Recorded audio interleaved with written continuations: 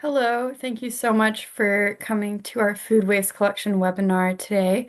We will be talking about the new multifamily food waste collection program at the City of Takoma Park, aimed at expanding food waste collection access to multifamily residents, so apartment and condo residents.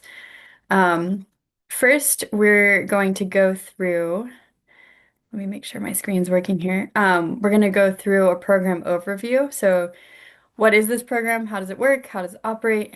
A few key facts about why it's important to compost household food waste, food scraps, some composting do's and don'ts, and then we'll leave time for questions at the end if you have any. And yeah, this video will be posted to our website, so you can go back and watch it later.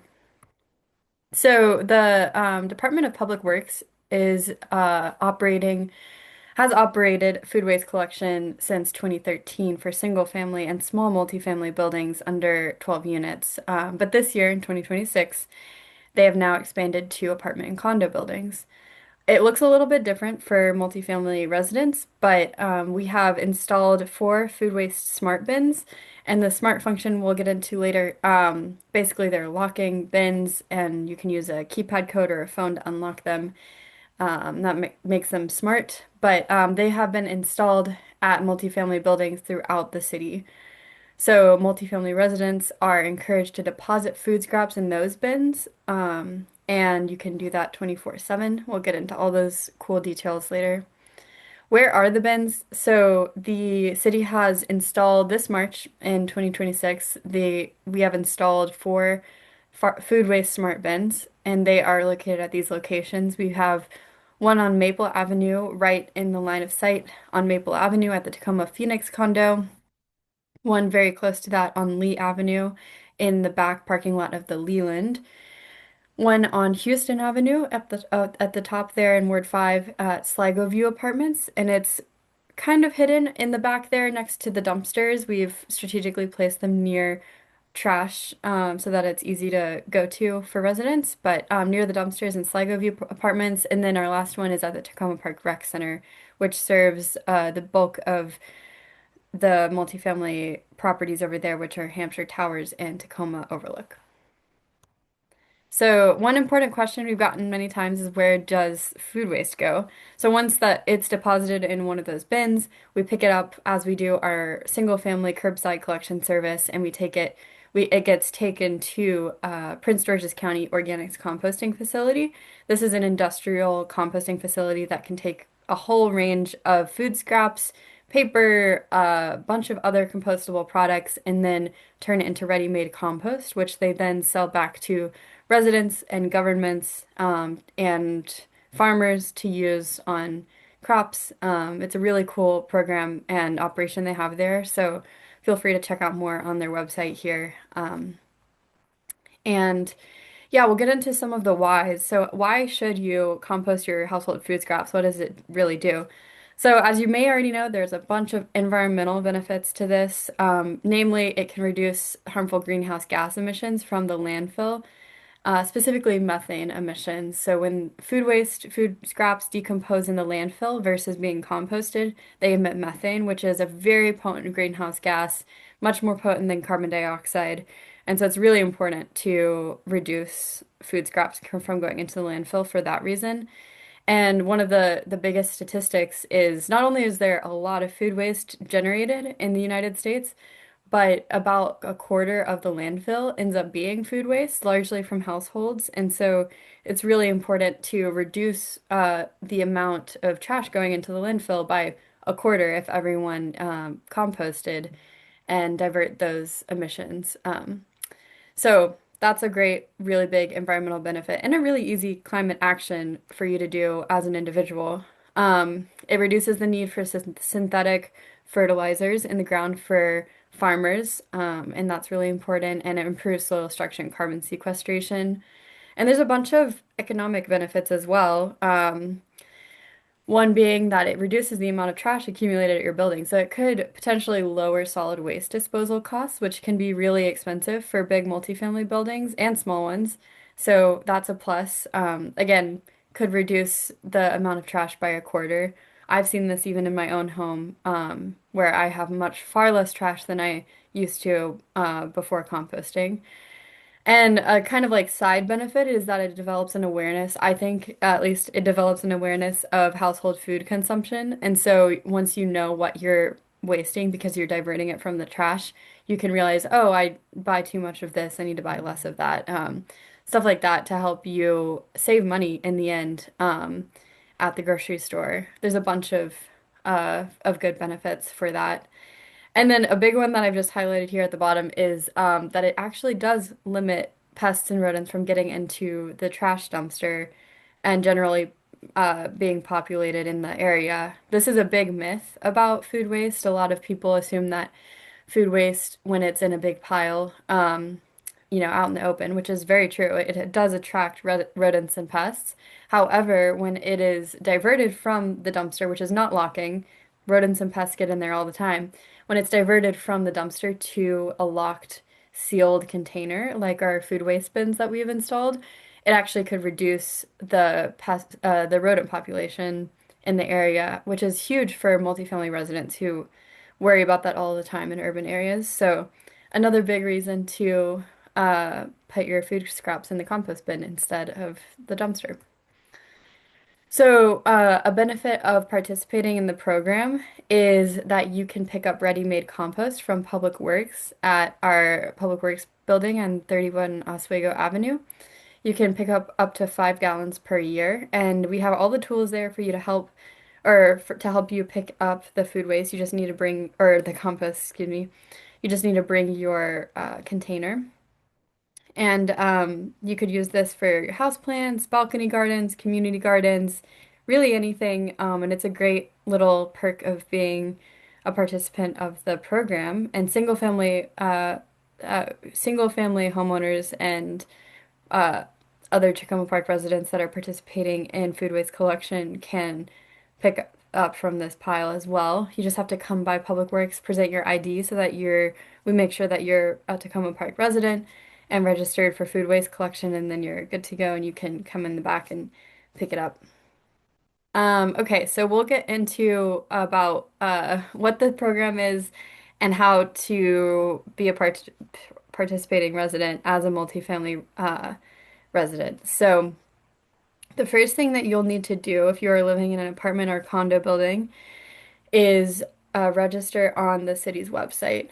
And if you look up Takoma Park multifamily food waste collection or just food waste Takoma Park, it'll pop up. It's a really simple 5 question form, just your name, email, number of residents in your household, and your address so that we know that you're in Tacoma Park, and then you're good to go. And once you're registered, you're able to pick up a free kitchen compost caddy and roll of compostable bags. So this is a really cool perk of the program that is new this year. And I can show you a picture of that a little bit later.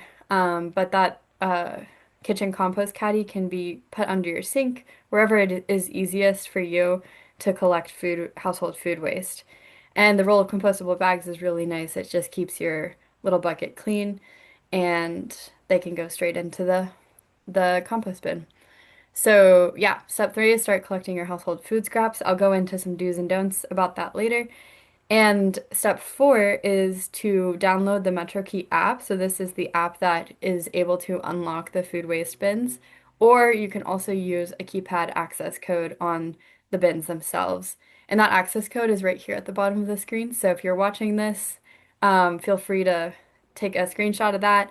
Remember it's 1883 pound. And then the top lever handle will unlock and you can go ahead and deposit your food scraps.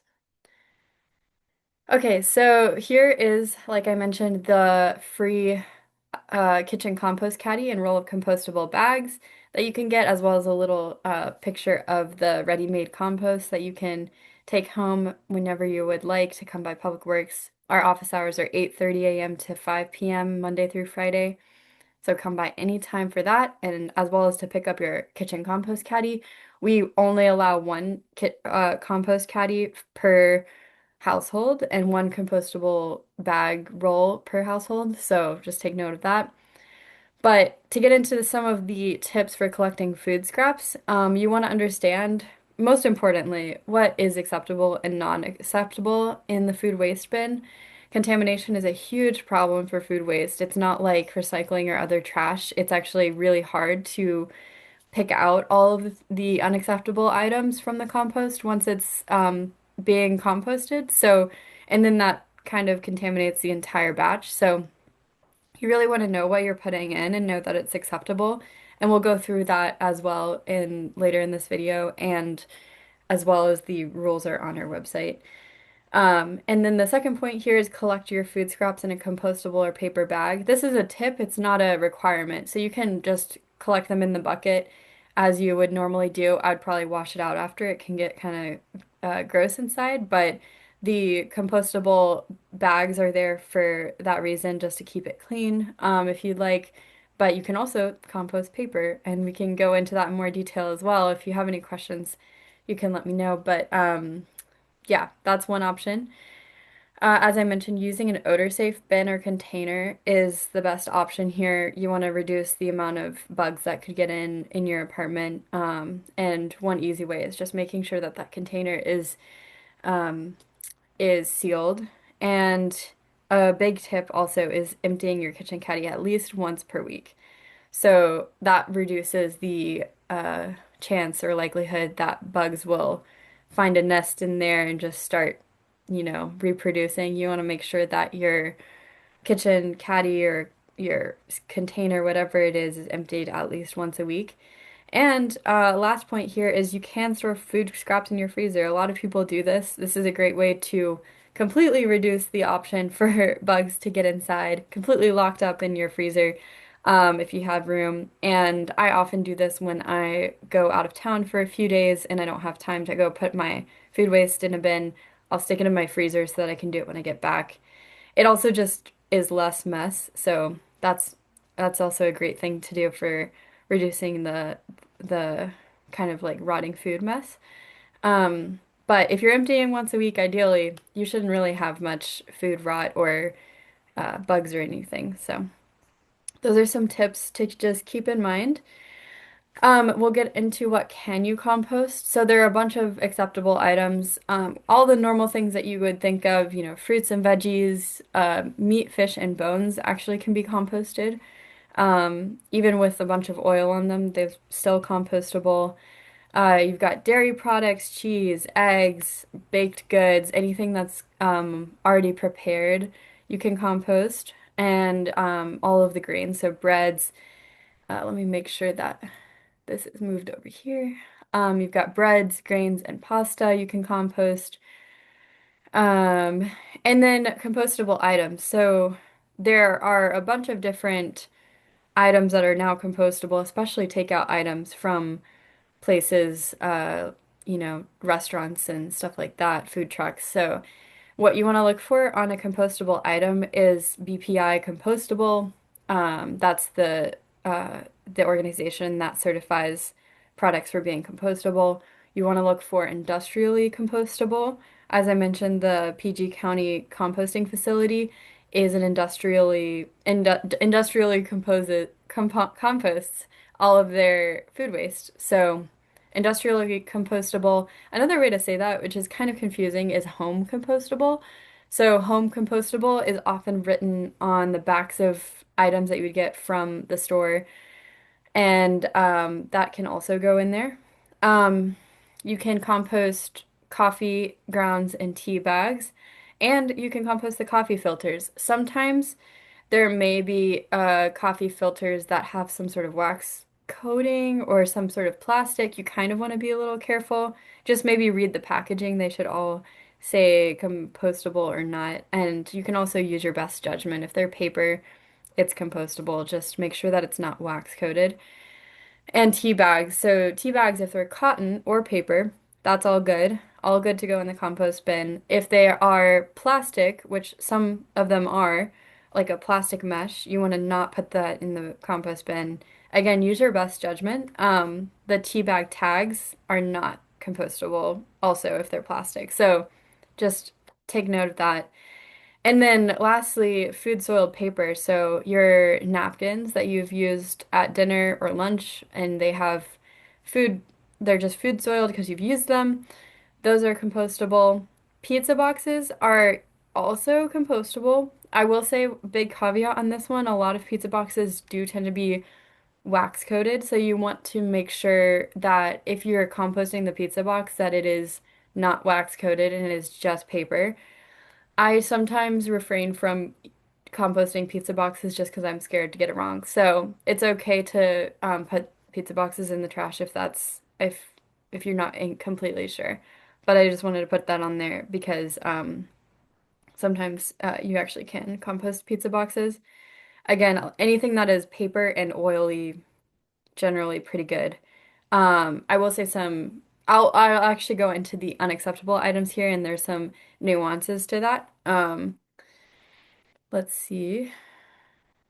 Yeah, so here is a little slide about all the things you cannot put in the bin and some mistakes you should avoid. I'll go into some of the mistakes first. So one of the biggest things is don't leave food scraps out on the counter or in an unopened or unsealed or opened or unsealed container.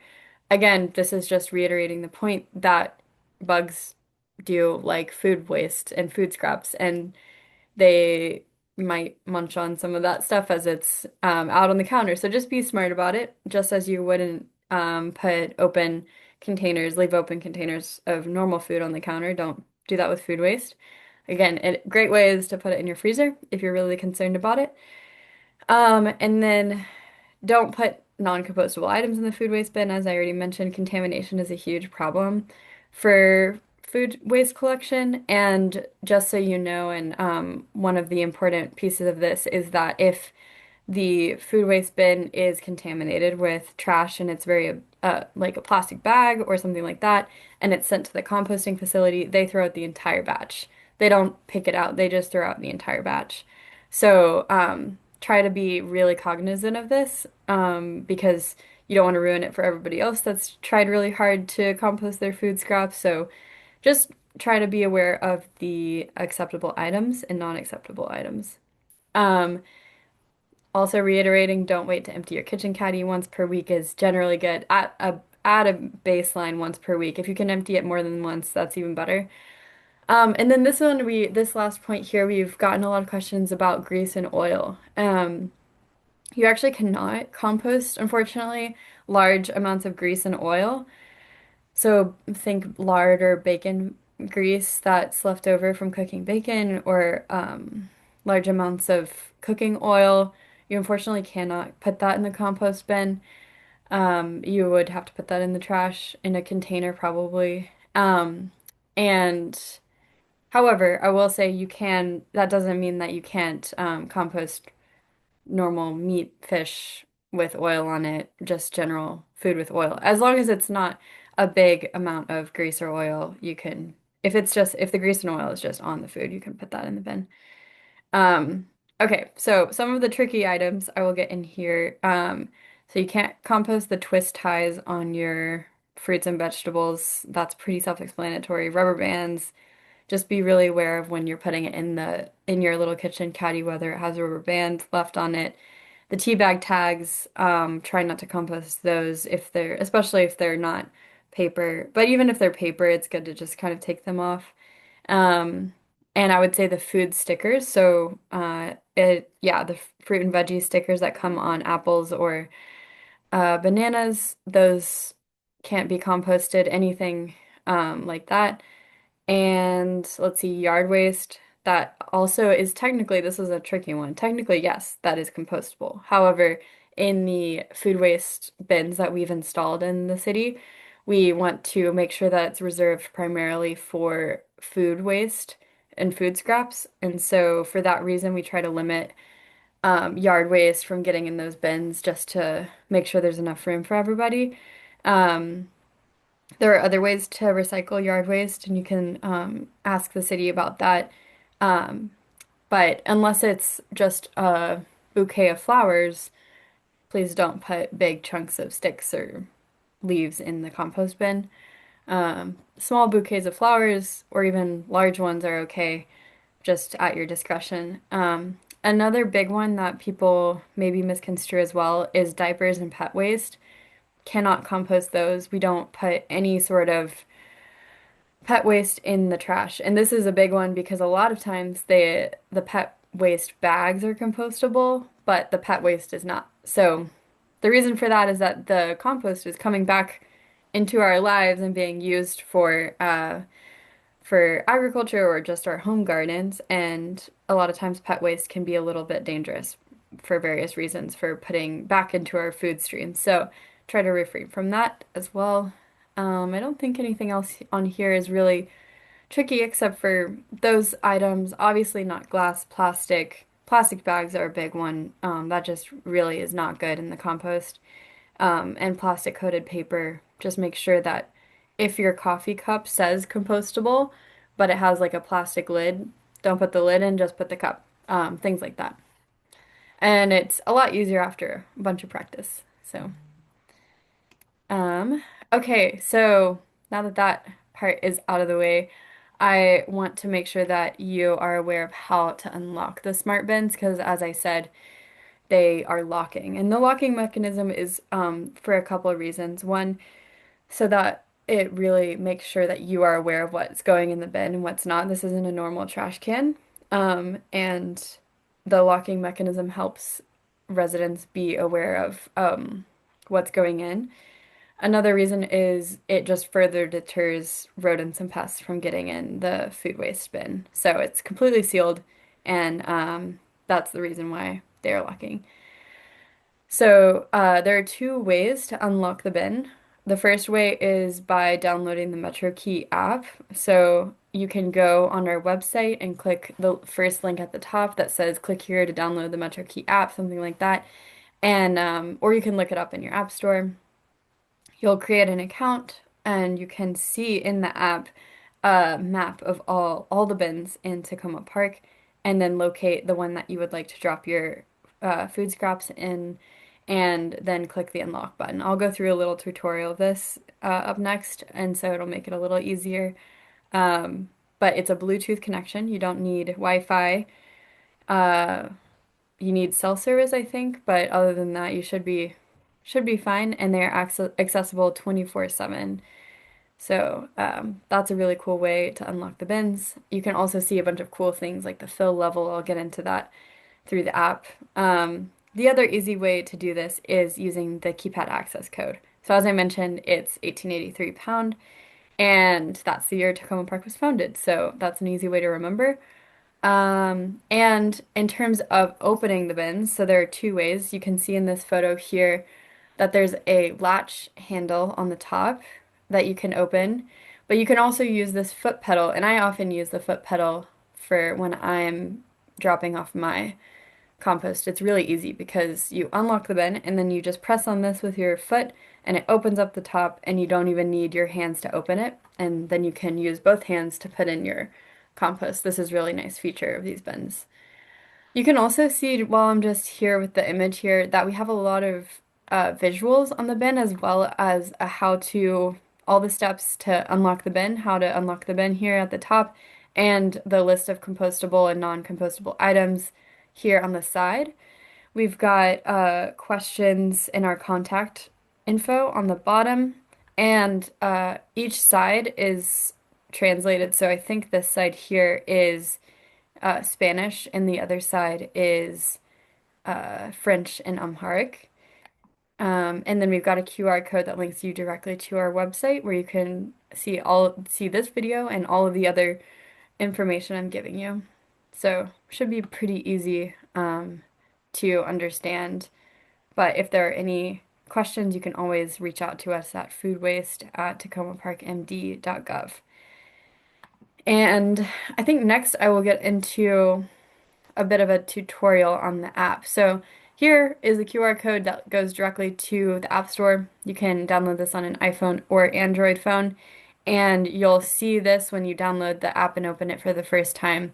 It's the login to your account page. So if you've not used the app before, you'll want to register down here, register an account.